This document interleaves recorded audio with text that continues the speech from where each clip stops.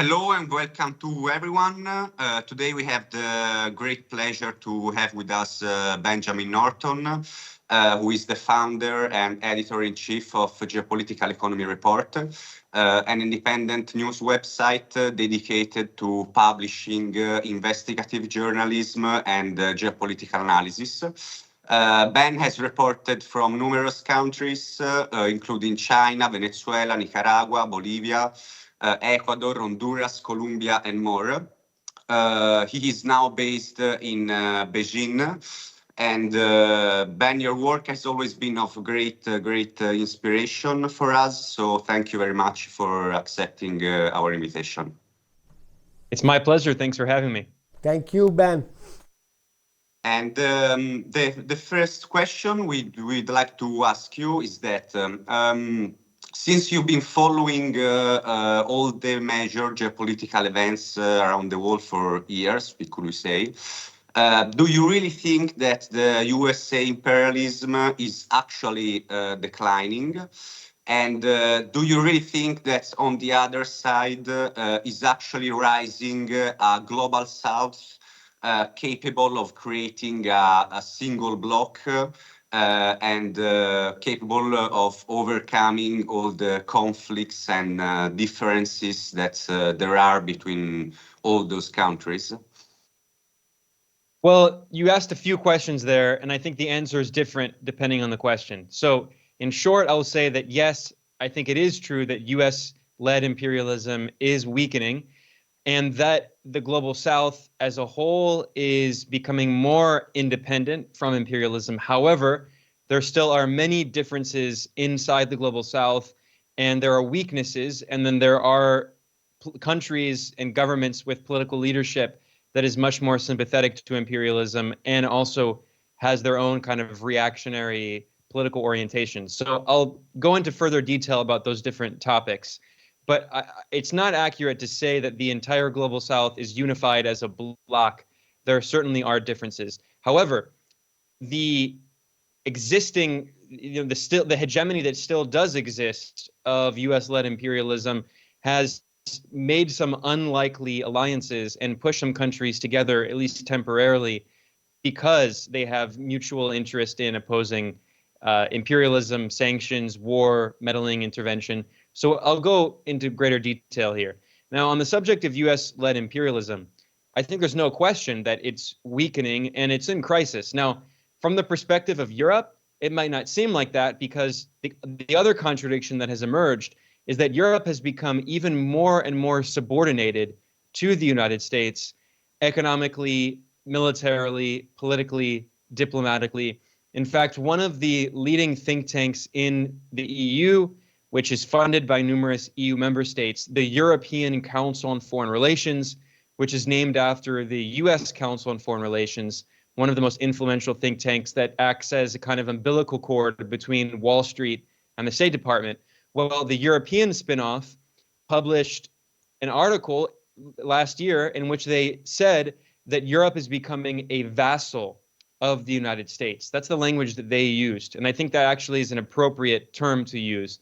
Now, there are a few reasons that US-led imperialism has been declining. First of all, it no longer has the economic dominance that it had just a few decades ago. I mean, if we go back to the end of World War II, the US economy made up roughly nearly one half, between 40 and 50% of world GDP. The US economy was massive. Of course, this is at a time when the European economies, the Soviet economy, also the Chinese economy were all in crisis. They had large parts of their physical infrastructure had been destroyed by World War II. But the point is that the US economy was absolutely dominant. And then we saw throughout the first Cold War that there was very impressive development in the Soviet Union and reconstruction in Europe and many other countries. And at that time, it was assumed by many people that the global economy would be dominated by what was known at that time by people like Samir Amin, they referred to as the triad, which was the US, Europe, and Japan. But what we've seen is, since the neoliberal era, the relative economic stagnation of Japan and Europe, and the continued rise of US economic dominance and the subordination increasingly of Europe and Japan to the US, Japan has remained militarily occupied by the US, and its political leadership is incapable of taking actions independently of the US. So, this triad that had previously been the dominant forces of imperialism have really been even further subjugated by the US. And the US has become even more important in controlling the imperialist world system.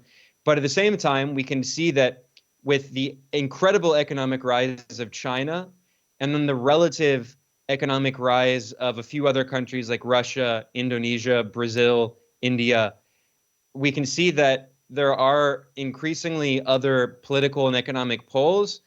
Whereas previously, I mean, if you were a country that was developing and you needed access to technology in technology transfer, you had very few options other than the imperialist powers. If you were also looking for foreign markets to sell your products to and get access to foreign currency, it was largely you were trading with the imperialist nations. China now actually more trades with more countries as their primary trading partner than the United States. That is to say that a plurality of countries on Earth have China as their largest trading partner, no longer the US. And if you look at countries like Latin America, the majority of countries in the region have China as their largest trading partner. And then furthermore, the technological divide is no longer as significant as it was before. So previously, many developing countries, if they wanted to get access to advanced technology, they had to get that technology from the imperialist countries, which further solidified this dependency system in which the advanced imperialist capitalist countries in the core produce the very high value added technological goods, and then they import the very low value added but labor intensive products like primary products, raw materials, textiles, agricultural products from the periphery. And what we've seen is a few nations have been able to develop, largely China, mostly China, but then to a lesser extent, a few other countries like Brazil, India, Indonesia, Russia has also reindustrialized. So the point is that when you look at it economically, which is the fundamental basis of imperialism, the economic structure of the world has shifted drastically. Now, furthermore, then there's the issue of military dominance. It's absolutely true that the U.S. is still the leading military hegemon. However, it is also true that the United States spends more in its military than the next 10 largest military spenders combined. However, we should keep in mind that just because you spend a lot doesn't mean that you're spending efficiently. Much of that spending in the U.S. is simply private subsidy or public subsidies for private corporations. It's state subsidies for massive corporate conglomerates in the military-industrial complex, and these are owned by these capitalist oligarchs who have become very, very wealthy with these massive contracts from the U.S. government. But that doesn't mean that they're actually spending effectively. In fact, we can see with things like the F-35 that billions and billions of dollars has been spent on research and then often does not get spent effectively, and it leads to these very just bloated, inefficient military budgets. And then we can see, like, for instance, in the war in Ukraine, the U.S. and NATO powers have spent tens of billions, perhaps over $100 billion sending weapons and military equipment to Ukraine, and still they have not been able to defeat Russia, which, if you look at it technically, even if you look at the exchange rate, technically the U.S. spends 10 times as much as Russia on its military. But again, just because you throw money at something doesn't mean it's necessarily going to translate into actual military might. And we've seen that the U.S. has continuously waged war after war after war, killing millions of people. But that doesn't mean that it can win those wars. So the U.S. has been militarily occupying Iraq since 2003. They still have troops there illegally. The Iraqi government has repeatedly called for them to leave. They refused to leave. And the U.S. was not able ultimately to install a puppet government. Even the government that exists now, which is not very sovereign, it's largely dominated by the U.S. still, is not in any way a puppet government. It's calling for the U.S. to leave. The U.S. failed in Afghanistan after 20 years of military occupation.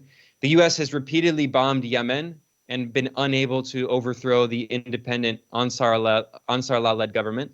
The US tried for many years to overthrow the Syrian government and failed. I mean, so yes, imperialism can do a lot of damage to these countries and cause millions of deaths, but it doesn't have the same dominance, the unipolar hegemony that it had as recently as the 1990s. And it's largely because there are now more alternatives, especially economic alternatives. So the Western sanctions on Russia were not the death knell that the Western powers thought they would be. In fact, even according to the International Monetary Fund, Russia's economy is growing faster. It did grow faster last year, and this year it's going to grow faster than all of the G7 economies. Meanwhile, Germany is in recession. Numerous EU members are also entering recession, and they're also deindustrializing at breakneck speed, where if you look at the quality of economic growth in Russia, it is largely reindustrializing. So now finally, I'll get to the other question you asked. I was talking about the weakening of imperialism. That's not to say that the US is no longer powerful. Absolutely, US-led imperialism is still powerful, but it's not all powerful, and it's certainly not the unipolar order that it was in the 90s. Now, I mentioned that the rise of China is the most significant factor above everything else. You know, the relative rise of Russia again, and India and Indonesia, I mean, that is important, but it's China. I mean, let's be real. It's the incredible world historic economic growth of China and its massive industrial growth. China has become the world's industrial superpower, representing 35% of world gross output of manufacturing production. So the US spends more on its military than the next 10 largest military spenders combined. China produces more manufacturing than the next 9 largest countries combined. And also, with 1.4 billion people, it has a massive market. So it means that countries that are sanctioned by the West, they now have alternatives. They can trade with other countries, whereas before, they didn't have many options for trade. Well, now Russia is doing more and more trade with China and other BRICS nations. So it doesn't need to trade as much with the West, which means that the sanctions are no longer as effective. Now, in terms of the Global South, and you can maybe speak more generally as the Global South and in basically say the kind of non-aligned countries, they represent the majority of the world population, more than 80%. So there are a lot of differences, but what unites them in some ways is they have some mutual interests. One, pursuing alternative paths of economic development and pursuing new access to finance, because the global financial system is still largely dominated in terms of the so-called multilateral institutions by the World Bank and the IMF, which are controlled by the US and based in the dollar. And in terms of capital markets, well, they're basically all dollar markets. Even in Europe, you have many capital markets, but they're largely euro-dollar markets. They're assets denominated in dollars. So in terms of access to finance, many developing countries really need access to finance and have been looking for alternatives. And what we've seen, another significant change in the past 10 years really, is that China has become one of the most important sources of financing for developing countries that want to invest in infrastructure and other forms of development. That's a huge shift. And that also led to the creation of new alternatives to the US-dominated financial institutions. So you have the Asian Infrastructure Investment Bank and also the New Development Bank of the BRICS, which is still largely in the process of growing. It's not very big right now. ASEAN in Southeast Asia has developed its own institutions for financing. Africa, to a lesser extent, and Latin America, to a lesser extent, have also experimented with forms of local financing. So Brazil, for instance, has a development bank, which is a state-owned development bank, which is involved in infrastructure projects and development projects. So what we've seen is an experimentation with many other access to new forms of financing that are very, very needed for developing countries. Now, another thing that draws a lot of these countries together is that they have mutual interests in, for instance, de-dollarization. Even countries like, for instance, that have very reactionary, very right-wing governments like India, which are very, in many ways, allied with imperialism. Even India, for its own bourgeois interests, is looking for ways to de-dollarize trade, and de-dollarize the assets that it holds, and is increasing its use of local currencies in international trade. And in general, in the BRICS, we see as one of these institutions that brings together many of these global South nations. Obviously, there are very deep political differences within the BRICS between, for instance, China and India, which have very tense relations. And India is really leaning much more toward the United States and allying with imperialism. But at the same time, India and China, they do share some things in common, like they want access to development financing, and are both very much interested in creating alternative payment mechanisms and alternative mechanisms for international investment and finance. So one of the clearest examples of these new institutions that have been created is the BRICS, of course. And within the BRICS, there are a lot of political contradictions. So for instance, India and China have very tense relations, and India is much more closely allied with the US. However, India and China do share a few things in common, like, for instance, both are interested in seeking alternative forms of finance and investment in other currencies and trade in other currencies. Both are very interested in de-dollarization. So they share that in common. And when I think of BRICS, when people talk about BRICS as a political bloc, I don't think it's really political. I think it's fundamentally economic. It's the fundamental goal of BRICS is to create alternative financial institutions that provide alternatives to the US-dominated Bretton Woods institutions, and in particular, de-dollarization. In fact, what's funny is in Chinese, the word for bricks that they use, it actually is golden brick is the term they use, which is funny because it's like, you know, they're not interested in the gold standard, but they are interested in like seeking alternatives to the dollar. I think that's one of the most fundamental goals of BRICS. And what we see is, for instance, Lula da Silva in Brazil has constantly spoken about the importance of de-dollarization and creating a new unit of account for international trade to settle differences in balance of payments. And he talks about how important this is for developing countries. And I think BRICS really, within it, in the internal contradictions, you can see that there are some countries that play a more important role. Obviously, China, Russia, and I think Brazil as well. South Africa has played an important role, we see now with this case in the International Court of Justice. But the kind of activist role has really been played by China, Russia, and now Brazil, with Lula coming back, in terms of really pushing for alternative financial institutions.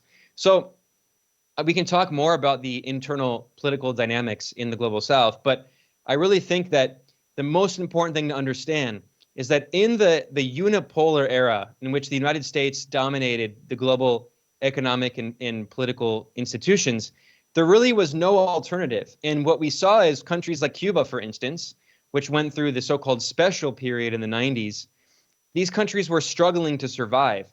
Countries that wanted to try to develop an alternative path, whether it be socialism or some kind of alternative to neoliberalism. Well, when you have no other access to finance, when you have few options to trade because you're blocked from the international financial institutions that exist, like the SWIFT interbank messaging system.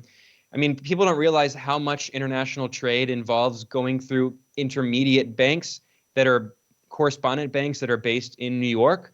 And the chokehold that the U.S. has on the international financial system, the fact that there are now alternatives being developed is absolutely important. It's very significant. And I think that's what we're really seeing. The most important thing about these new Global South-led institutions like BRICS is they create new possibilities for countries in the Global South to develop new economic models. That's not to say that obviously everyone in BRICS is not pushing for an alternative economic model. In India, BJP is a very right-wing neoliberal party. Obviously, Saudi Arabia and the UAE, which just joined BRICS, are not in any way interested in challenging imperialism and capitalism. But by creating these new institutions, there are possibilities for countries like Brazil, Cuba, Venezuela, Nicaragua, Bolivia. I mean, I think many countries in Latin America are taking the lead, but there are also a few countries in Africa, like in the Sahel right now, Burkina Faso, Niger, Mali. Also in Asia, of course, you have China, Vietnam, Laos. There are many countries trying to pursue an alternative development path, and they have more and more options, and that gives them the possibility to pursue a development path that's not simply the neoliberal Washington consensus, which was imposed on countries for many decades.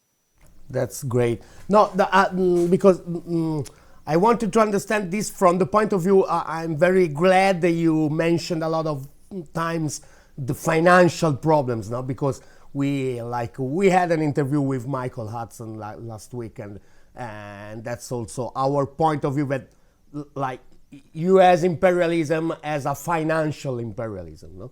But the first part you have been talking about how in the collective West the hierarchy between US and the other allies has changed, and mainly is based on financial superpower of the US, where you have local national bourgeoisies that extract a little the money they can from the real economy, bringing it like in the financial bubbles in the US, no? Like with this capital flight from the US allies to the US, we have seen this huge, incredible shift of the quota of wealth, of global wealth, from the Europe and Japan towards the US. No? Like 20 years ago, we had the same global quota of wealth as the US. Now,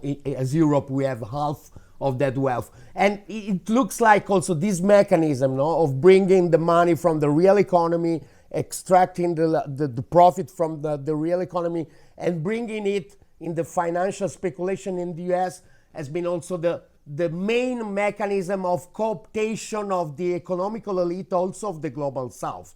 Like we talk of the global South like they are following, pursuing the national interest, but it's not true. It's an elite that is extracting wealth and bringing it to the US. I mean, is this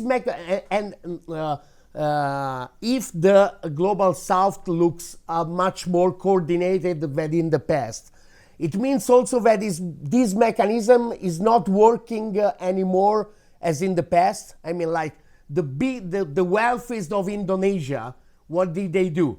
They collaborate with Western investments and capitals to extract some money from their economy, and then going to buy real estate and assets of every kind in the everything bubble in the US. No, so you had the economical elite of Indonesia working against the national interest of Indonesia. No, but it looks like it's somehow is not working that well as in the past, this mechanism of cooptation. What do you think? What is the mechanism broken, or I mean, also from the point of view of Saudi Arabia, no? Why Saudi Arabia is so, linked to the US, apart from national security aspects, but it's also because they extract money from the oil,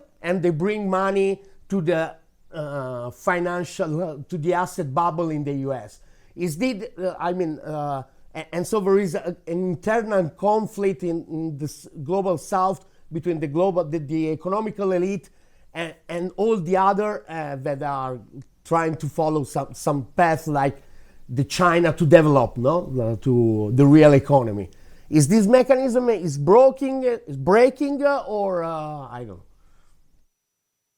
Yeah, well, you made a lot of interesting points there, and there are a few questions that I'll try to answer. So, first of all, I think it's important to distinguish, this is, an age-old distinction between the comprador bourgeoisie and the national bourgeoisie.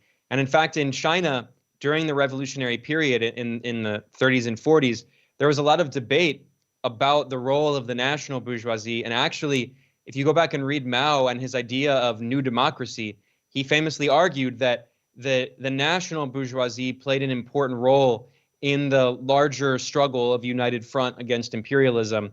And of course, the comprador bourgeoisie, or the elites that you're talking about, are the elites in these global South countries whose wealth is largely linked to international capital, and who often, they have their bank accounts in offshore tax shelters or in New York, and they often have dual passports, and they're not really invested locally in in local manufacturing. And this gets to a point that I think is very important to consider, because, a lot of people on the left, when they read about history and the history of socialism and Marxism and such, they still have an idea of capitalism and the proletariat that's from the 19th century, where we're talking about the industrial proletariat who work in factories and the means of production, that is to say the factories, that the equipment that they use when they sell their labor power, that is owned by a small handful of capitalists. I mean, what we're really talking about today is a totally new form of capitalism, which is imperialism, which is predicated on financial capital. And if you go back and read Lenin's Imperialism, the Highest Stage of Capitalism, he was writing about the importance of finance capital really at a time when it was beginning to develop more and more. I mean, you can go back and see it in Marx, but especially when Lenin wrote Imperialism, the Highest Stage of Capitalism in 1916, 1917, he talks in that book about the emergence of these massive banking conglomerates and the vertical integration of these industries and the concentration of financial capital.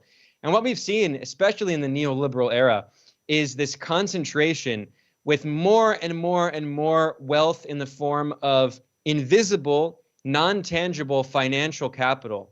And that's how the actual very wealthy elite capitalist oligarchs, that's how they get their wealth, is in the form of finance capital. And what we've seen is basically the financialization of every major company, even companies that are ostensibly involved like in the US and Europe, for instance, companies that are ostensibly involved in production of manufacturing or providing other kinds of services. They all end up getting involved in finance. And one of the fastest way for these companies to grow, in scare quotes, and to provide, big fat dividends for their stockholders is they all just spend trillions of dollars buying back their own stocks. And it becomes this big casino. And now there are trillions and trillions of dollars wasted in all of this financial speculation just to pump up the price of stocks and then to pay out more and more dividends to encourage more and more investment in these companies. And if you look in the US economy, for instance, if you listen to what investors talk about, they for years they were talking about 4 or 5 companies. Now it's known as the Magnificent Seven. There are 7 companies in the US that represent more than 1/4 of the entire stock market's market cap. That is, the big tech companies. They're Meta, Alphabet, also Nvidia Apple recently joined. All the big, Apple. So these are the huge tech monopolies, and most of them, excluding maybe Nvidia and Apple, most of them, they make these non-tangible products.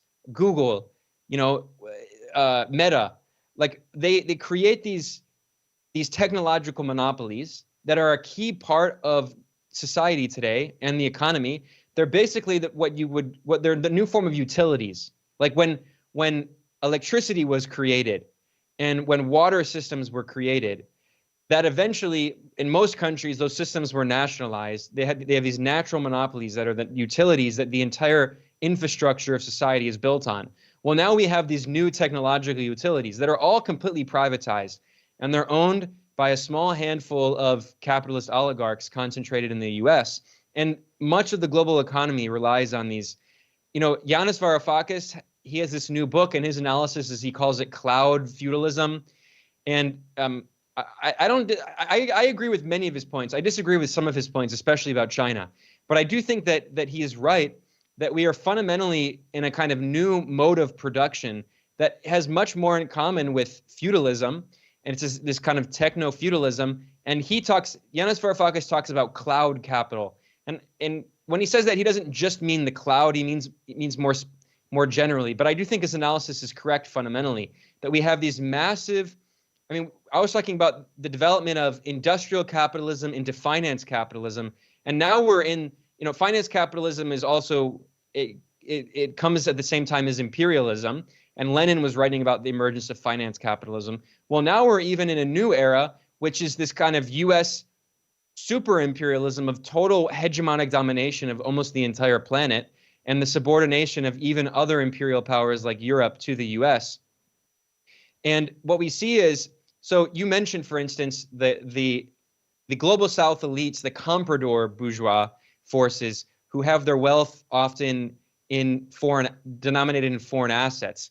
And you have to think about it. Okay, so throughout the history of capitalism, if you go back and you look at the analysis of people like Giovanni Arrighi or Emmanuel Wallerstein, they talk about 4 cycles of world accumulation, systemic cycles of accumulation. And there were kind of 4 eras that they delineated. The emergence of the Italian city-states in the early days of mercantilism going into capitalism, and then the Dutch Empire, and then the British Empire, and then the US Empire. And the point that they make is that in each of these cycles of accumulation, there is largely one currency that is dominant within these imperial zones. Of course, you had the British pound sterling in the British sterling area. But I think what's unique, as Michael Hudson has shown, is that in this era of US imperial domination, the US is the only empire that has successfully been able to impose its currency on almost the entire world, basically everywhere. And not only in the sense of the dollar being the global reserve currency used for trade, but even more so in terms of investment. If you are a capitalist in basically any country and you want to hold your wealth, because a currency has 3 main functions: a store of value, a unit of account, and a medium of exchange. But the dollar is often used as a medium of exchange, but it's often also used as a store of value, and in particular, US dollar-denominated assets, which are largely concentrated in the US. So what we've seen is now the emergence of these massive asset managers like BlackRock, which have trillions and trillions of dollars worth of assets that they manage. And they don't just manage that of the capitalists in the US. They manage the wealth of capitalists all around the world. They're not even just holding their wealth in US investment banks. It's being held by these asset managers that are gobbling up more and more of the assets around the world. And what do they invest in? Well, of course, they invest largely in equity, in ownership of US companies like big tech companies. They invest in US government bonds, which, as Michael Hudson has shown since the 70s, with the US taking the dollar off of gold, this is a way in which countries around the world have financed the US government's debt and therefore financed US military operations and occupations and wars around the world. So the US Treasury securities, and also increasingly in things like real estate. So we see that these asset managers are buying up more and more land and real estate, and they're becoming like the old feudal landlords and just controlling huge trillions of dollars, huge swaths of the world economy. And again, these are not just US capitalists, they're capitalists around the world. So I think what we see is this, it might sound contradictory because I just said a few moments ago that I think US-led imperialism is weakening, but at the same time, for those countries that are still under the thumb of the US empire, and for those capitalists around the world that are deeply invested in this system, we see a further and further concentration of the power of financial capital in the US. And I think that's why we see these crises going on, for instance, in Europe, also Japan. I think these countries that are being more and more subordinated to the US, it's looking economically very grim. I think we're going to see more inequality, more fascistic far-right political movements in these countries emerge, and more deindustrialization in these countries as their economies are being cannibalized by US finance capital.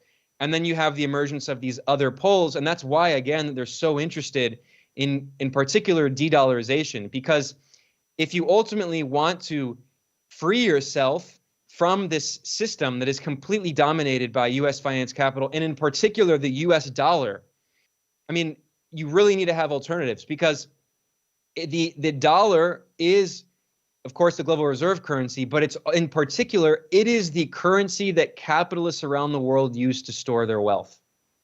That's great. But I mean, it brings us to our main political focus now, that is the fight against capital flight, because all this happens because when all capital flights became very easy, no, through tax havens towards dollar-dominated assets, mainly in the US. No, so because we have seen also for the first time after the, for example, the OECD, how do you say it in English? OCSE, no? That they have done this path towards the global minimum tax for the big corporation, no? And that is very contradictory. I mean, it's a little bit better than in the past. I mean, it's not something the global minimum tax is something positive. There was not, and now there is. So it's a little step, progressive step. But the global South, that was very, I mean, the economical elite of the global South were very the protagonist of capital flight, no, like the leaders also in Africa, in Asia, and so on. And they were bringing all the money through the tax havens towards the US. And now we have seen that all this country has come together to make a much more progressive law on global taxation. No? So it means that we have seen in the UN all the debate, no? And it means that inside the global South countries, this kind of, it's a form of class struggle, no? Between I mean, the national big alliance for the national interest, for the national development against the oligarchies, no? And when the oligarchy wins, there is more. It's easier to make capital flights in the way we have described. And when the national alliance bloc win, it becomes more difficult to make. The fact that the global South has come together to ask for more restriction on capital flights, it means that inside the global South countries, the national bloc are kind of winning. I mean, it's contradictory process, obviously, but they are like winning against their own oligarchies. Yeah, well, it depends on which country, right? Again, most global South countries do have some things in common, and we can see this in the statements made, for instance, by meetings of the G77 plus China, the Group of 77, which, despite the name, actually is now over 120 countries, and they're the alternative to the G7, right? And they meet every single year. Last year, they met in Cuba. And they just recently also met in Uganda and have released statements calling for significant changes to the global financial system, and in particular, technology transfer, more favorable access to financing, debt forgiveness, climate financing for green development, and something that's so important that many of these countries, well, also opposition to sanctions. The US and also the EU have imposed sanctions on 1/4 of the world population and in their countries. But something that's coming back that you hear from these statements is the call for a new international economic order. This year is the 50th anniversary in 1974 of the new international economic order. And this was part of the decolonization movements, right? I mean, we know about the famous decolonization struggles, Algeria, of course, Vietnam, all across, Congo, South Africa, Zimbabwe, all across the global South. There are these decolonization struggles that were ultimately successful, but they were successful politically, but not economically. And it was Nkrumah of Ghana, the first president, who was also overthrown in a CIA-backed coup. He famously wrote about neocolonialism. And if you go back and read that book, I mean, many of the things that he was talking about over 50 years ago now are still very relevant today in terms of the economic institutions that exist. So this call for a new international economic order is coming back among many countries in the global South. But like I said, there still are divisions in the global South. And there are some countries that are really the progressive, even revolutionary countries that are taking the lead. And I think you can look at some institutions like there was this bloc that was created in the United Nations called the Group of Friends in Defense of the UN Charter. And you can see that they have made many of these statements calling for these new international financial institutions. And China is actually also playing an important role. People know about the Belt and Road Initiative, but China also has something it refers to as the Global Development Initiative. So I do think that we kind of are in a golden era of global South kind of decolonization, just like we saw in the 60s and 70s. I think it's really coming back. No, that's absolutely interesting. What I mean is like, because like Hudson always stress, no, underline that, I mean, like this financial speculation-led economy has also demonstrated all its weakness, no? Like as you said, no, they let Chinese became the only real manufacturing superpower, to make the most important example, but it's not just that. And it's not like in the global South is growing the consciousness that this system based on the oligarchies extracting wealth and making capital flights. The national interest is absolutely, they are going to fail. No, and so do you see in the global South a growing of consciousness of the fact that basing on financial on capital flights and financial speculation, also, I mean, the big part of the national bourgeoisie, that it's important the distinction you made between borghesia compradora, I don't know how do you say in English, and national bourgeoisie. I mean, you see, I mean, there are a lot of differences, but we are witnessing a shift towards a more conscious national bourgeoisie, together with the global South masses, that the system based on financialization and capital flights is not working anymore somehow. Absolutely, that's definitely true, and we can see this across the global South, especially with climate change. I make an example, for example, because you mentioned India, no? It's very important, because India, it's neoliberal, far-right government, but it looks like from this point of view, I'm not quite sure. I mean, they are neoliberal, but they try to control the capital flight somehow. They are trying to focus on national development. That is also, I mean, we know that countries like China and Russia now, Putin has made a big shift, no, on how Russia works from the Helsinki era to today.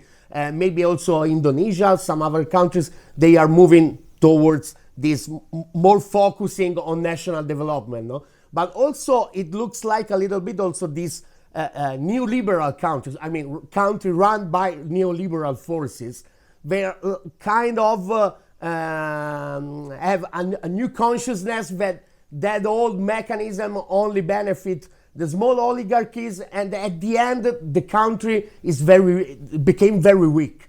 Is it true? Like starting from India, for example, no? Yeah, well, you have to look at the way that many of these economies are structured. So I'll take the example of Latin America, which I know very well. I'll get to India in a second.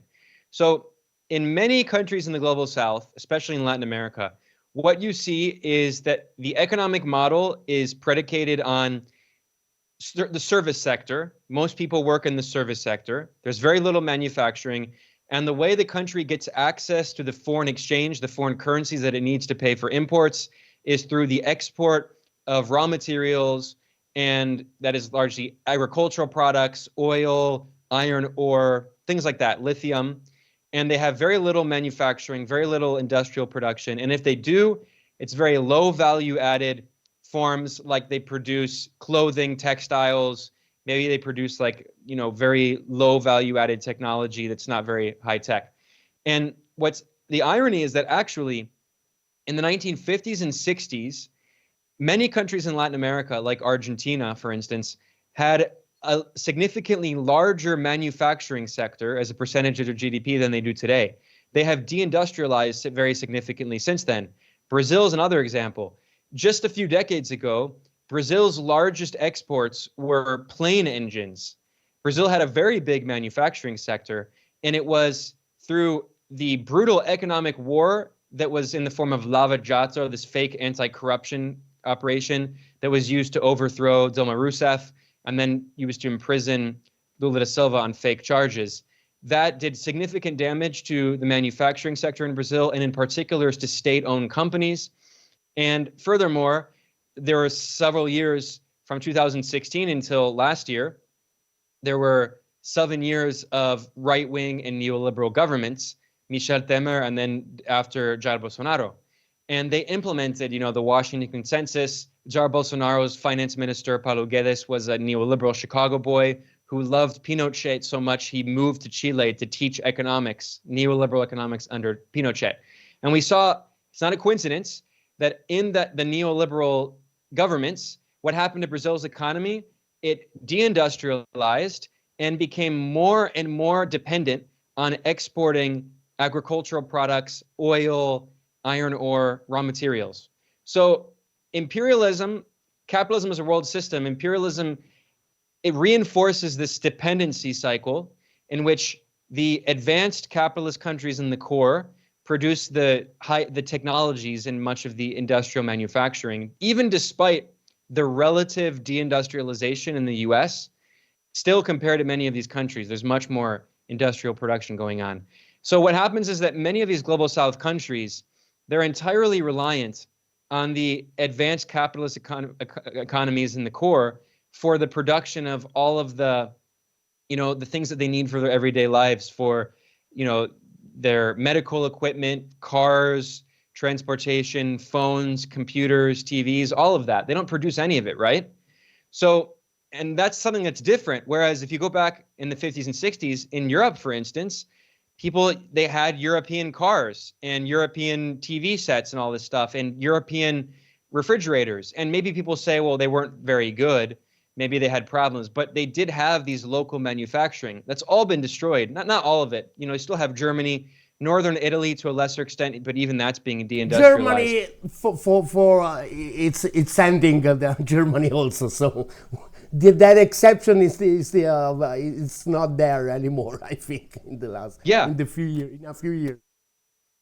So what you see is that in many of these global South countries, they have this fundamentally an economy which is predicated on services, and it's dependent on the advanced capitalist countries in the core.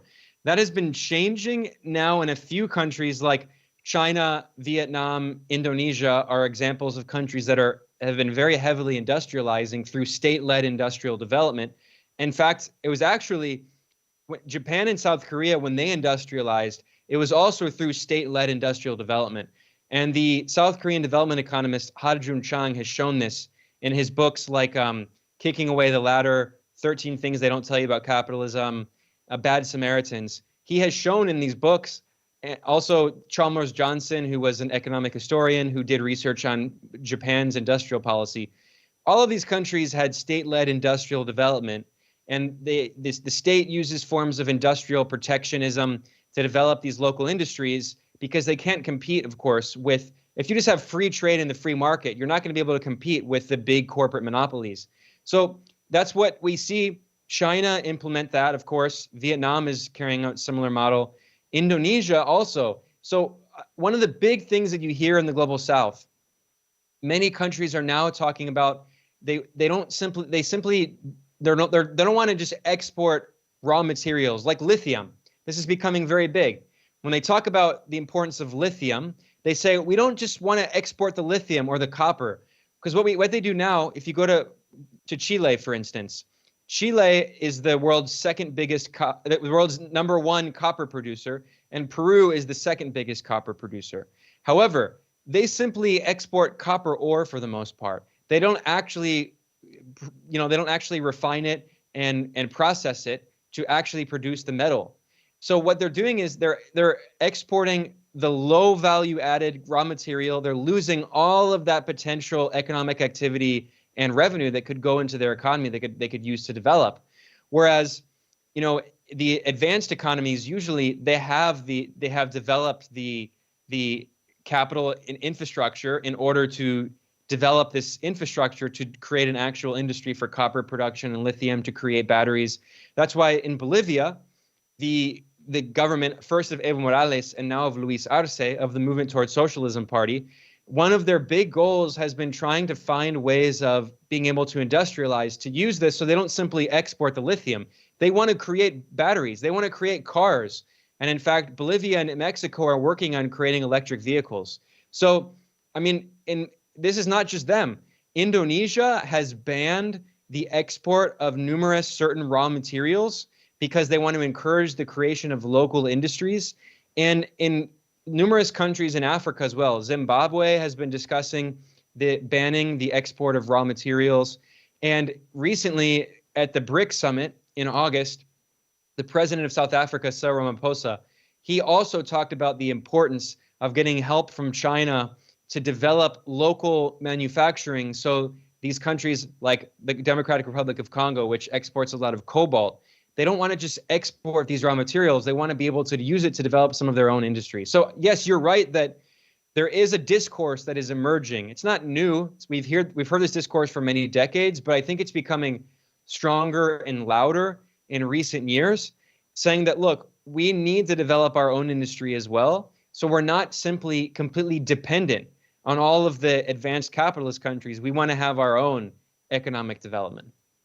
That sounds great. And what happened now is that, I mean, we have seen this fight between financialized capitalism and national interest to develop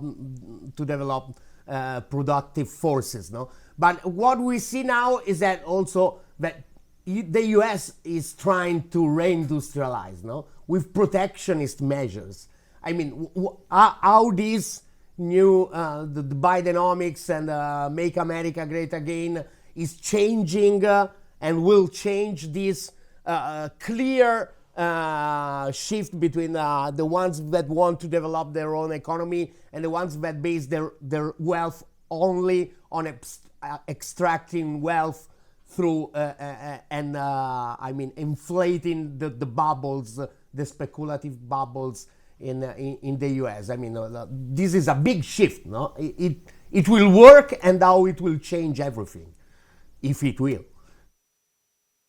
Yeah, well, I mean, the irony is I'm not against protectionism at all. I mean, I think more countries around the world should have protectionist policies, but what I'm against is the absurd hypocrisy of the US, of all countries, which not only lectures countries when they have protectionist policies, but organizes coups and meddles in foreign elections and overthrows elected governments because of their protectionist policies in order to prevent them from implementing these protectionist measures to impose privatization and liberalization in the neoliberal Washington consensus. I mean, the U.S. has overthrown many foreign governments for doing exactly what it's doing now. That's what's so incredible about this, the hypocrisy.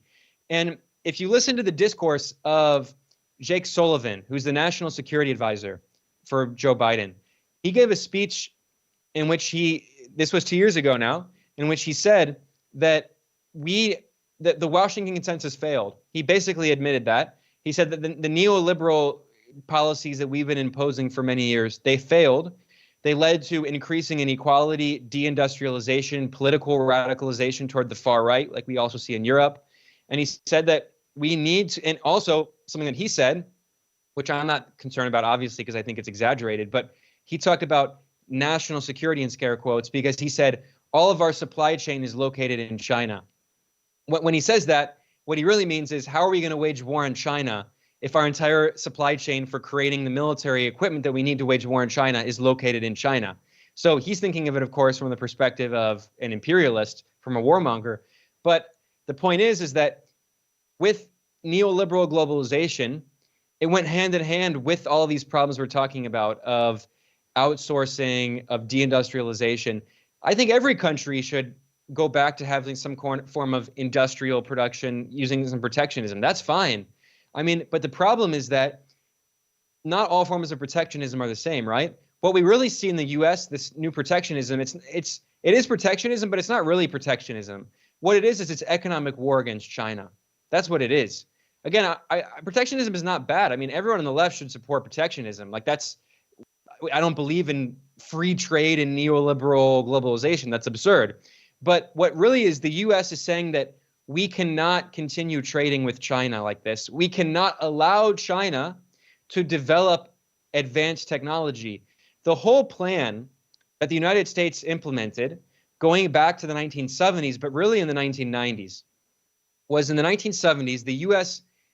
had normalization of relations with China. Starting in 1972 with Richard Nixon's trip to Beijing, they signed the first communique, the Shanghai communique, and then they had two other communiques. And then in 2001, the Clinton administration allowed China to join the World Trade Organization. And there was more and more economic integration with China.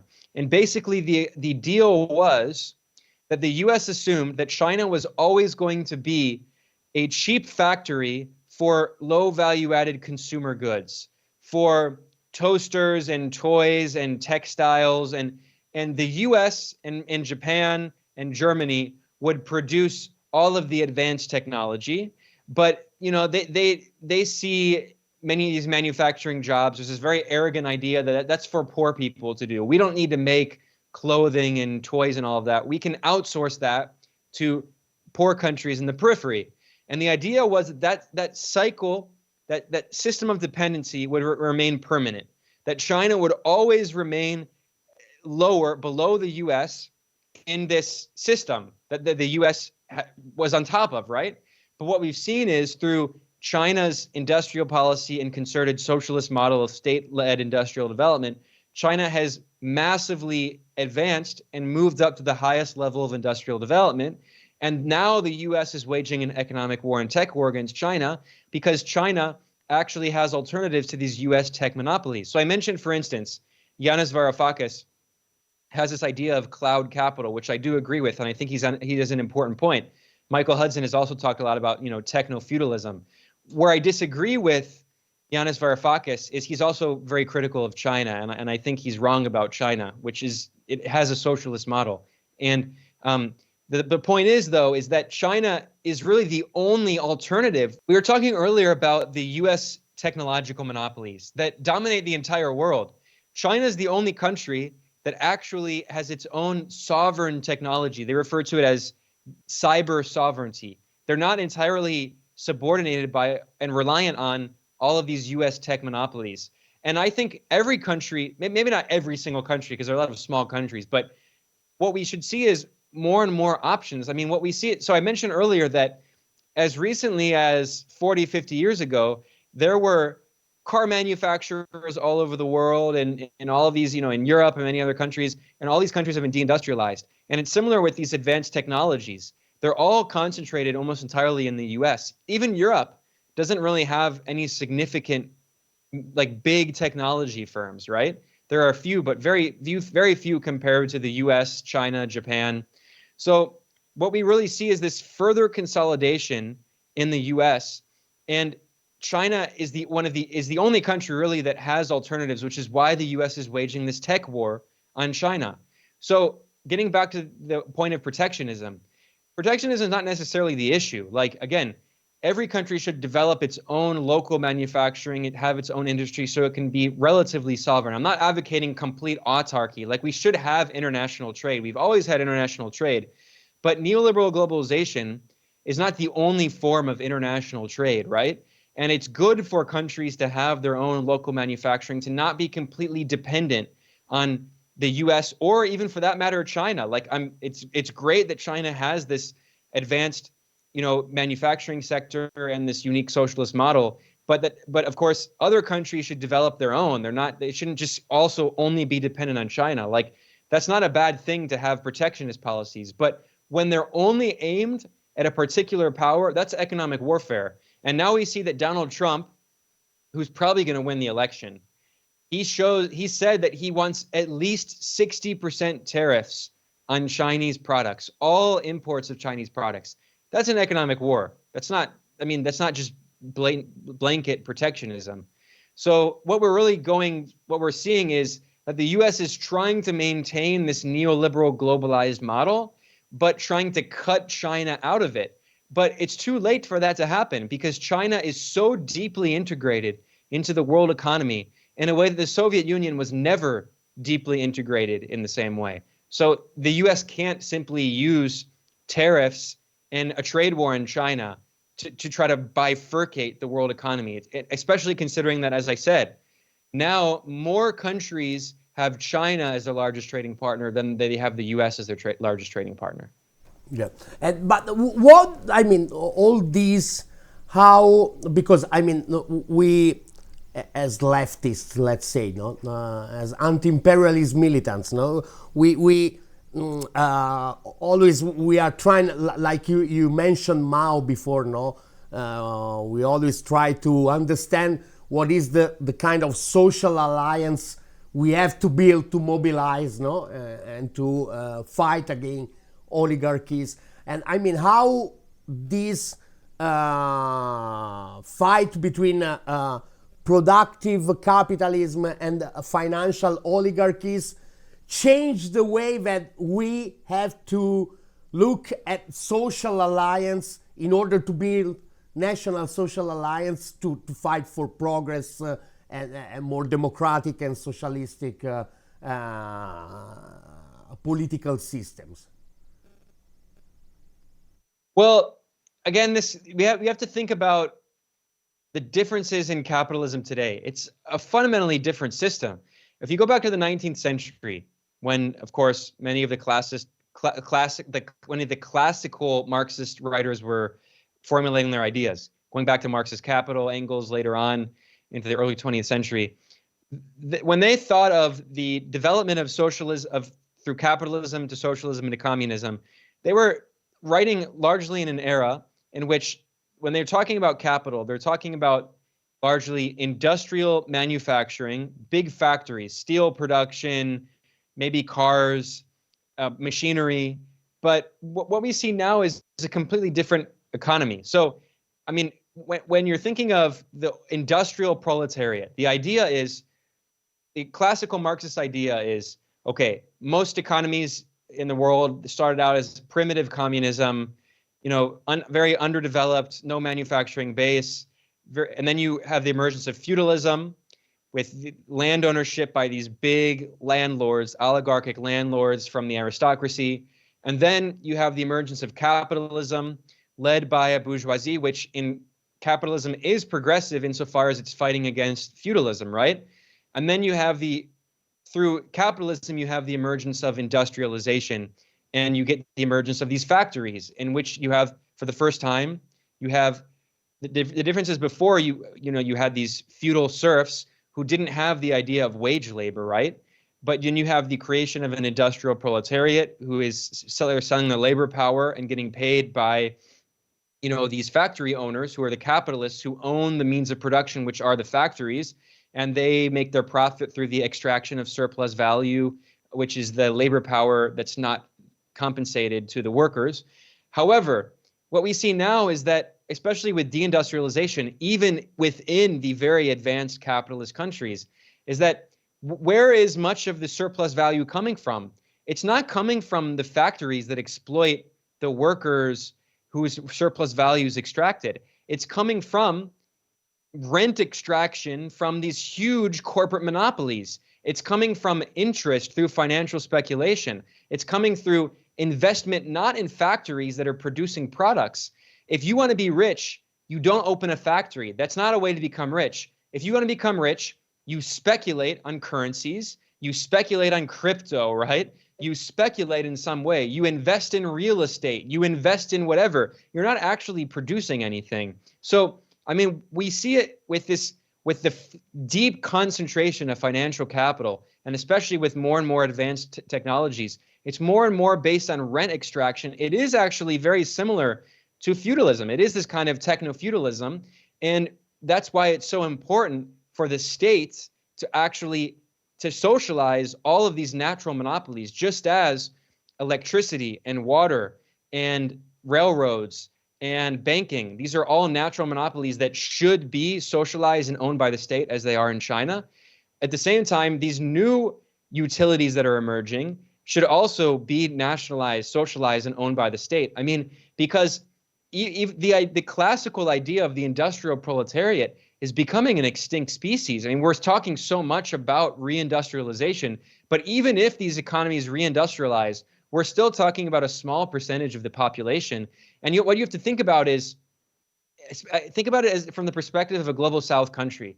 Say you have a socialist revolution and a revolutionary government comes to power, and then they look at their economy and they say, okay, our economy consists of agriculture and the export of raw materials. The only way that we can pay for the import of things like medicines and capital goods and machines and cars and phones and computers and all these things that we need for our society, the only way that we can pay for those, because we cannot produce any of that locally, we have to get access to foreign currencies. Well, how do we get access to foreign currencies? Well, we can export our agricultural products and raw materials. We can try to get foreign investment to come in. But I mean, how are you supposed to develop socialism without saying, okay, well, we're not going to import medicine, we're not going to import computers, we're not going to import TVs, we're going to try to create computers and TVs, but how do you do that from scratch? I mean, with neoliberal globalization and this interdependence globally, I mean, how do you do something? I mean, we're fundamentally talking about a completely different economic order. It's no longer the 19th century. In the 19th century, if you wanted to have a socialist revolution, you nationalize all of the steel plants and the iron plants and the railroads and the electrical grid, and there you go. I mean, that's there isn't any more advanced technology than that.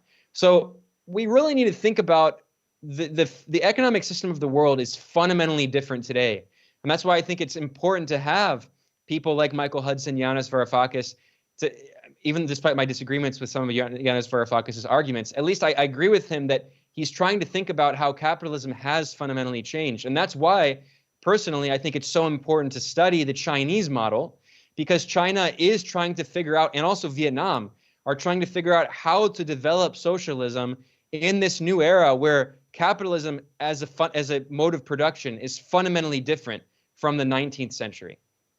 No, I wanted to understand what's your idea. I mean, you like us, you are trying to make like your political activity is based on making information through the social media platform. No, I mean, how do you think that this new form of capitalism changed the way we have to think to the kind of organization we need?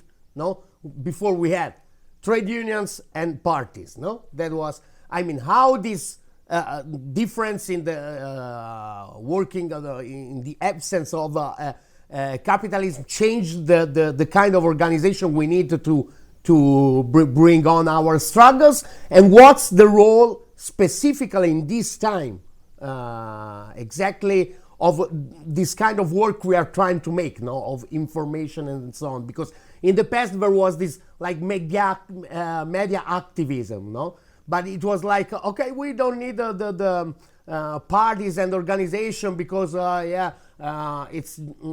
it's no more organizing the class interest, is more like making the like a fight of opinions, no? And I didn't agree with that kind of coordination. But at the same time, I see that, I mean, because this huge shift in the working of capitalism itself, thinking in the old way of the old organization structure, it doesn't work. We see it in the West. It's 50 years we don't have a true trade unions, true parties that make the interest of population. So it doesn't work. We know that it doesn't work. So what do you think that we have from this analysis of capitalism, what we have to learn about the kind of organization we really need and the role of information in all this? Well, those are two different questions. I'll start with the organization, and this might get me in a lot of trouble, and I don't want to get you guys in trouble, but I'll just be honest, because I think honesty is important. Organization, I don't think it needs to be that different. I think I don't think, let me reframe it this way.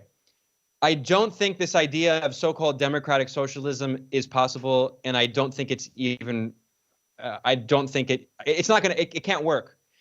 The bourgeoisie is way too powerful. You cannot elect in socialism. They will use the media, they will use technology, they will use social media platforms. They will prevent you, not to mention the state institutions like we saw with Jeremy Corbyn. Jeremy Corbyn, one of the most popular politicians in the UK, Bernie Sanders in the US, the most popular politician in the US, completely destroyed, vilified, lied about by the media, social media, meddling. It is not possible to elect in. And I do agree with Emma Goodman in this sense.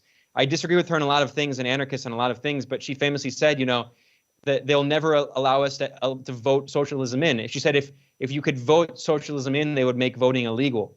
So I don't believe that. I think the old party model is still needed, because you cannot just the bourgeoisie today is infinitely more powerful than it was 100 and 200 years ago, because of the change. Because again, capitalism today is even basically more and more similar to feudalism. Again, you're talking about 100 years ago, okay, the big capitalists controlled the big factories, and you did have some robber barons, right? But the robber barons then are nothing compared to the robber barons of today. Look at the wealth that is controlled by these oligarchs, Elon Musk, Jeff Bezos, Mark Zuckerberg. We're talking about hundreds of billions of dollars of financial wealth. It's much, much, much bigger than the GDP of most countries. I mean, their wealth is astronomical. And with the power of their technological monopolies, they have to be seized and socialized. And and you can't do that through voting and elections and all of that. Like, so people will call me authoritarian, whatever. I don't care. Like, I'm being realistic. And also, I want to be realistic for a second here. Every single country that developed did not develop through bourgeois capitalist democracy. That's a myth. It's ridiculous. It's nonsense. It's a liberal myth. So let's look, for instance, and I'm not in any way praising these models, like, for instance, Japan and South Korea. They're horrible models. But the idea that, so the only countries that have really been able to develop economically, from going from being a poor developing country to being in like a technological power that has a significant industrial base and is not completely subordinate. You could talk about the model is well, of course you have China, because even Russia, the Soviet Union, it still had a somewhat of an industrial base that came from Tsarist capitalist Russia. They weren't starting from zero. Now, they did implement massive industrialization in the 20s and 30s, then after World War II, but they were still, Russia was, it started as an imperial power. So they weren't starting from being a formally colonized nation. China is the only formally colonized nation that has been able to develop through this way. And you could say maybe South Korea. Japan was a colonial power also. And you can say so maybe Japan, South Korea, Singapore, China, the East Asian nations, the Asian tigers. And if you look in every single case, there's this myth that you hear in the West that South Korea is an example of democratic capitalism development. Completely false in every single way. South Korea was a military dictatorship until the 1980s. Brutal right-wing military dictatorship. And how did it develop? Through significant state-led development. It was not through the free market. Look at South Korea's industrial policy. It was state-led industrial development. The same thing in Japan. State-led industrial development. Japan has been a one-party state almost without exception for 5 years. Since 1955, for 5 years of exception, Japan has been a one-party state. It's not a democracy. This idea that you just have bourgeois democracy and you can vote in a social democratic or even a socialist party and magically you have socialism, it's nonsense. It has never happened in history. So I might get in trouble for this, but whatever. Like, if you actually study history, the only country that has been able to do it is China. If you're if you're in Europe, if you're in the US, if you're in Canada, maybe people think, well, maybe we can try. Well, but I'm talking about from the perspective of a developing country. If you're in the global South, you can't develop the same way as the US and Canada and Europe. These are imperialist countries. They had primitive accumulation. That's a very important term that has been like erased from a lot of Marxist analysis. You cannot have the development of these economies without the primitive accumulation. It was Marx who famously said that the rosy dawn of capitalist primitive accumulation was the entombment of minds of the indigenous peoples in the Americas. The hunting of black skins is what he wrote in Africa, the enslavement of millions of Africans. That was the primitive accumulation, the genocide of indigenous peoples. Now, the only country that did not rely on slavery and genocide and colonialism for that primitive accumulation is China. And you could say, well, maybe South Korea as well, but South Korea is a very small country, and it did so through a brutal military dictatorship implementing state-led industrial development with significant financing from the United States. So again, being realistic, there is no example, point to a single example of a formerly colonized country that became a significant industrial power and developed its own unique model through liberal capitalist bourgeois democracy. It doesn't exist. So that's, people are going to call me authoritarian, but that's why the Chinese model is a model that everyone should actually study, especially in the global South, because the other models don't work. Now, there's another question you asked me about, and by the way, when I say the Chinese model, I mean the party model. There needs to be the leadership of a party, and that can exercise authority over the capitalist class, over the bourgeoisie. There are capitalists in China. They do not control the state. China, the state is controlled by the Communist Party. It is a socialist model. They allowed capitalists to emerge and capital owners to emerge, but anytime they go against the national interest, they are disciplined and in some cases expropriated by the state. As we see, like Jack Ma, the billionaire who tried to create a kind of parallel banking system. All banking in China, basically, all of the significant banks are owned by the state. They're socialized. Jack Ma tried to create an alternative, and the party state prevented him from doing that and also destroyed a lot of his wealth. And that's true for any capitalist who goes against national interests in China. And that's the only way to maintain discipline over the bourgeoisie, because otherwise the bourgeoisie will become too powerful and will take over the state. As we see in every single capitalist nation, they control the state. Now, that's my answer there. As for in terms of the media, this is of course very different, because it's a very different question, because we live in a world that is still fundamentally, the world system is capitalist. But Ben, no, it's different because you talked, and it was very interesting about how they have to organize the struggle in the emerging powers. But the fact of the media was linked to how we in the golden billion have what kind of new kind of organization we need, and what's the role of information and counter information. I don't know if this word exists in English. So the kind of work we are trying to do, we as Ottolina, as you like, as Ben Norton. Yeah, well, it's very hard. I mean, the problem is that so-called capitalist bourgeois democracy is not democratic. There is not the option of being a socialist in the system. It's a dictatorship of capital. And this is especially clear in the US. I mean, where you have two parties that agree on 95% of policies, it's impossible for a third party candidate to ever win significant office. And if they did, they would be destroyed by the media. Again, Bernie Sanders, who's an independent, he still ran as a Democrat and was completely destroyed by the media. Look at Jeremy Corbyn again in the UK. I mean, these are capitalist dictatorships. They will not allow it. And this is why I also don't like this idea of democratic socialism. These societies are not democratic. Capitalist bourgeois democracy is not democratic. Lenin was right. He said, so-called democracy is the same as it was in ancient Greece, democracy only for the slave owners. I mean, it's not democracy. So that's why media is so important, because really the only space that you can operate in is labor organizing, to the extent that it's not criminalized by the state.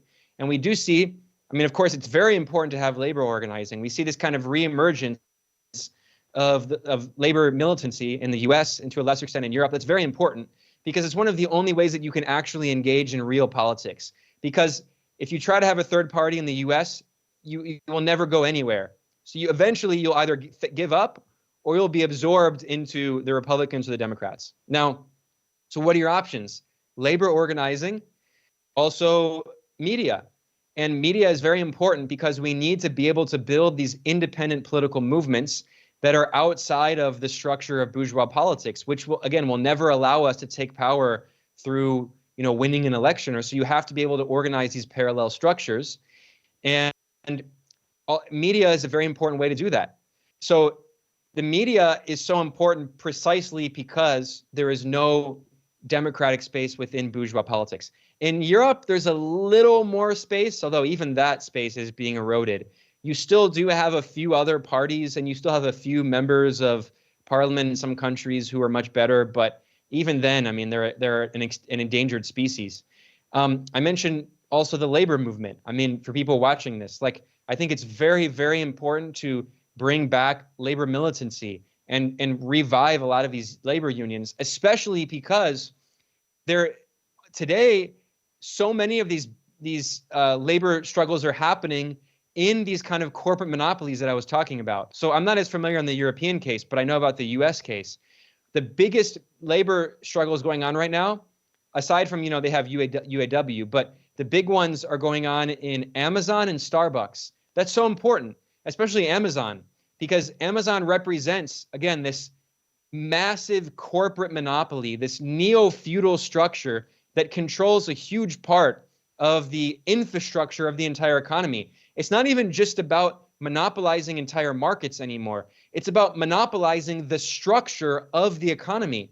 Because, and I'm taking this idea that I got from reading the book by Yanis Varoufakis on cloud capital, as he points out, and he's right, that it's not even just the issue of capital anymore in the US, because if you're a private capitalist and you create a product, you exploit your workers, extract their surplus value to create the profits to invest in the creation of this product.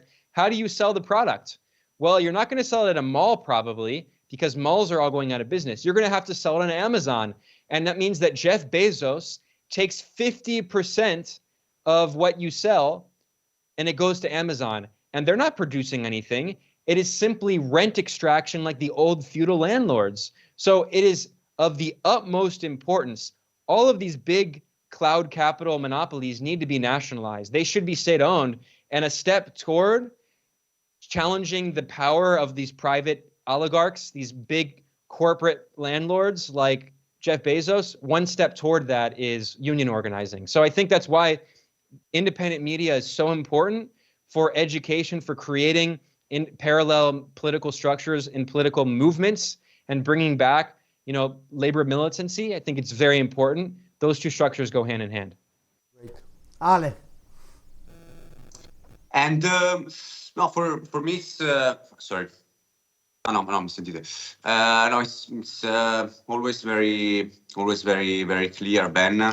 And maybe I'd like to ask you.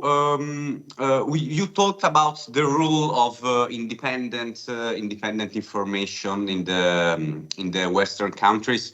I'd like to ask you, now that you live in Beijing, what's the situation now in Beijing and in general in China about the information, and through your experience there, through your real life there, if you could tell us more that we hear from the Western propaganda.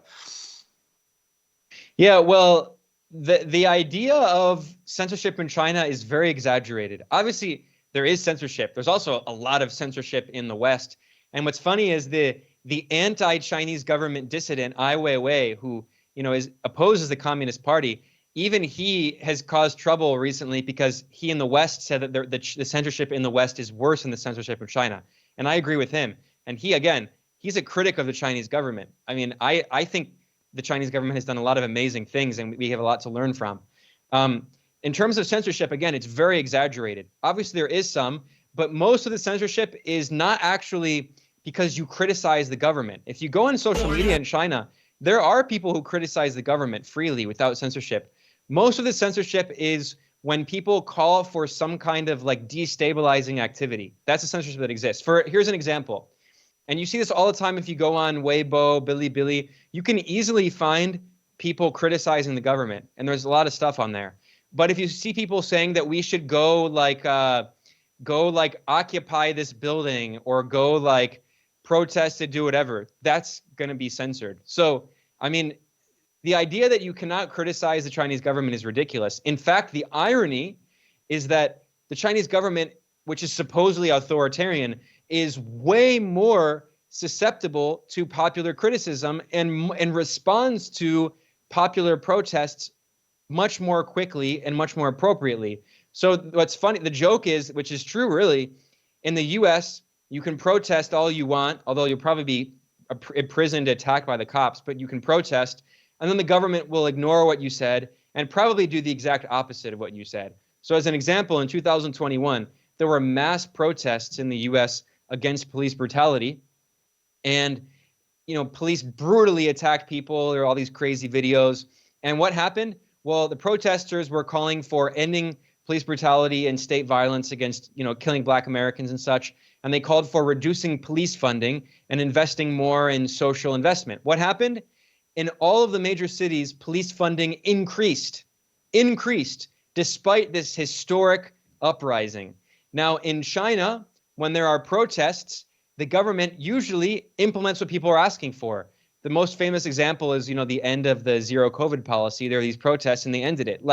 So the so-called authoritarian government actually meets people's popular demands, whereas the so-called democratic government cracks down on people and does the exact opposite. So, I mean, in China, it's so grossly exaggerated. And actually what you end up finding in China is there's a huge political spectrum. And it's very surprising, and in some ways it's actually kind of frustrating because you find yourself arguing with Chinese liberals. There are a lot of Chinese liberals who still believe that there are all these great things in the Western system. So, but of course, you also have a lot of people in China who support the government. You have a huge spectrum. But the point I'm then getting at here is that there's a much bigger political spectrum, a genuine political spectrum in China than in my experience in the US and Europe and Canada. In the West, the political spectrum is honestly pretty tiny. And it's mostly like a fight, an interminable battle between these partisan groups that agree on most things, but they have slight disagreements about certain things, right? Whereas in China, there's genuinely a big spectrum. So there are a lot of people who support the government. There are also a lot of liberals who who think that they should adopt ideas from the West and all of this stuff, and people everywhere in between. So in my experience also, because I'm going to be here for several years doing a PhD, I've also had experience with a lot of different academics, and there is a huge variety. So in my experience in Western academia, there's a very small spectrum, and anyone who's an anti-imperialist has been pushed out. I mean, there are very few. In China, you have a huge spectrum from ardent communists to people who, ardent Marxist-Leninists to, socialists who are not as, militant, to social democrats, to liberals, to straight up conservatives. I mean, you have a huge spectrum. So the point is that there genuinely is a bigger political spectrum. And I don't, people say when I say this, it's an exaggeration. I'm not exaggerating. There genuinely is more diversity of thought in China under so-called authoritarianism. And now, in terms of the media, obviously, I'm not going to lie. I mean, it's pretty much all state media. But even in the media, what's funny is that you meet all these journalists, and there are so many. I mean, there are a lot of journalists who do support the government, but then you meet a lot of journalists who are just pro-Western liberals, and they're like, yeah, I just worked as a journalist, and I can have the opportunity to travel, and I can go to other countries. So China is so misunderstood. The idea that China is this crazy authoritarian state where you have no freedom of thought, it's completely ridiculous. That is not at all. China has a huge variety of political views all across the spectrum, way more than even I thought, and I knew that the Western propaganda was obviously ridiculous and an exaggeration. But the point to make is that the political leadership is the Communist Party, and they prevent they act on behalf of the working class. They prevent financial oligarchies from emerging. They prevent there are big private companies. They prevent them from having political power and control over the state. When companies are engaged, so 1/3 of GDP at least comes from state-owned companies. So the commanding heights of the economy in China are owned by the state, including telecommunications, all of the major banks, infrastructure, transportation, mining, metalworking, big construction firms. Those are all run by the big state-owned companies, the SOEs. And then they represent, again, around 1/3 of the economy. But there are a lot of private companies, right? But when the private companies engage in activity that is destructive for the society and for working people, they face consequences by the state. So here's an example. In the education system is obviously completely public. It's all public. And what that means is it's a merit-based education system. So if you're from a very poor family, you have the opportunity of going to school, and you can get into all of the highest top-level universities depending on how well you do. And there's also like an affirmative action system, especially for the ethnic minorities. But you can't pay to get into Harvard like the US. Just because your parents went to Harvard and they donate to Harvard doesn't mean that you can get in. That's not how it works here. And furthermore, there was a parallel education system that had been emerging through private tutoring, because the schooling is public. So what happened is that parents would send their kids to school, and then after they would send their kids to a private tutor system, and there are these companies that are emerging. So you started having inequality emerging in the education system because poor kids from relatively poor families were not able, because there are, of course, class differences, although absolute poverty has been eliminated. More than 800 million people lifted out of extreme poverty. But there are class differences. There are still families that are much wealthier. So what happened is that they had the access to private tutoring, and you started having more inequality emerging in education.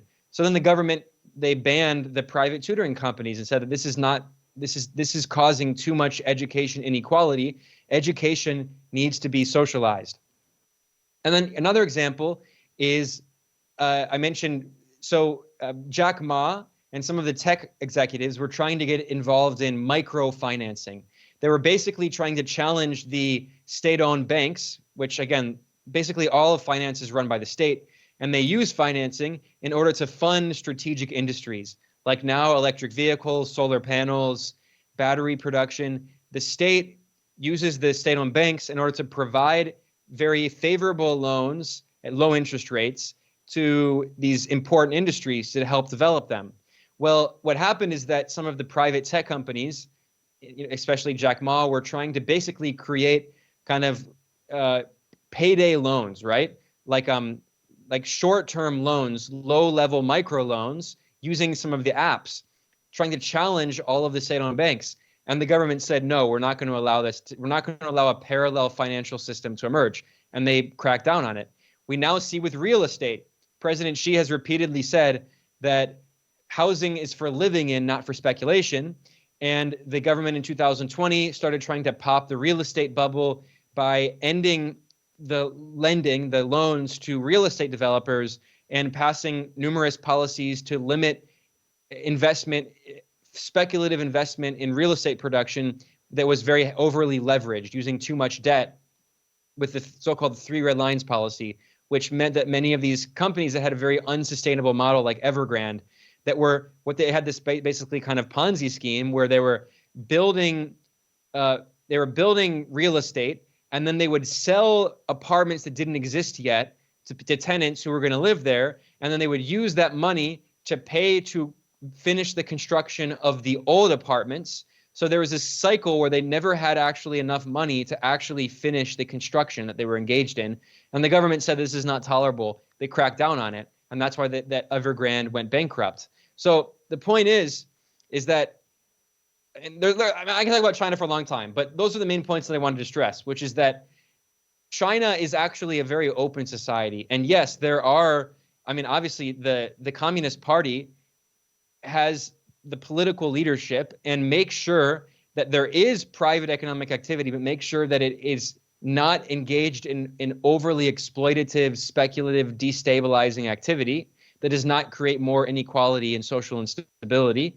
But the point I wanted to stress earlier again is that, yes, obviously there's censorship and all these things, but it's greatly exaggerated and it's misunderstood. And the spectrum of opinion and diversity of views and people's access to information is actually quite wide. And I really do think that there's more of a diversity of views than in the West. Clear, absolutely clear. Ben, thank you very much. Thank you very much for this conversation. You are always very, very deep and very clear at the same time. So it was really a pleasure listening to you. Yeah, my pleasure. Thanks for having me. Thanks for letting me, rant so long. Thank you so much, Ben. I hope you will be Thank our you. guest soon again, because it was very, very, very interesting. Thank you so much, Yes, Ben. really, Yeah, my we pleasure. really hope so. Anytime. Thank you so Anytime much. Thank you want. very much. Bye. And thank you all for listening. Grazie, We wish grazie. you a nice day, and see you in the next episode. Thank you again, Ben. Ciao. Thank Have a you, nice day. everyone. Ciao. Thank you, Alessandro. Ciao, ciao, ciao, ciao.